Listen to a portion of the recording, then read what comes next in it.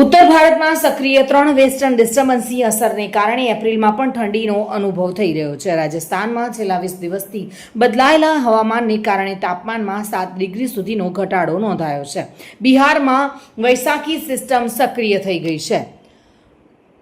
વૈશાખી એક પ્રકારનું અચાનક આવતું તેજ વાવાઝોડું હોય છે। આ સામાન્ય રીતે એપ્રિલ અને મે મહિનામાં જ આવે છે। જોકે આ સિસ્ટમ સક્રિય થવાથી 50 થી 100 કિલોમીટર પ્રતિ કલાકની ઝડપે પવન ફૂંકાય છે અને વરસાદ સાથે કરા પણ પડે છે। આ સિસ્ટમ અચાનક આવે છે અને જલ્દી સમાપ્ત પણ થઈ જાય છે।